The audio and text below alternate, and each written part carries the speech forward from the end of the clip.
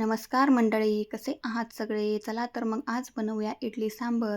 सगळ्यात आधी तर डाळ मी कुकरला शिजण्यासाठी लावून दिली आणि बॅटर मी सकाळीच रेडी करून ठेवले होते, त्यामुळे लगेच इडली वाफवण्यासाठी ठेवून दिली. आता डाळही शिजते आणि इडलीही वाफळते तोपर्यंत मी लगेच सांबर बनवण्याची तयारी करून घेतली आणि त्यामध्ये कांदा, टोमॅटो, हिरवी मिरची आणि कोथिंबीर छान बारीक कट करून घेतली. त्यानंतर कांदा छान सोनेरी रंग येईपर्यंत परतून घेतला.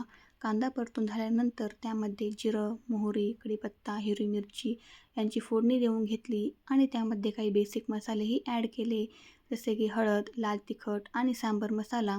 नंतर त्यामध्ये लसूण आणि खोबऱ्याची पेस्ट ॲड करून मिश्रण छान एकजीव होईपर्यंत परतवून घेतले. त्यामध्ये डाळ ॲड केली आणि जेवढे सांबार पाहिजे तेवढे आपण गरम पाणी घालून सांबार बनवून घ्यायचे आणि एक उकळी काढून घ्यायची. त्यानंतर आपली इकडे इडली छान वाफळून झाली होती आणि तयार आहे आपले idli sambar. Thank you for watching. Okay, bye.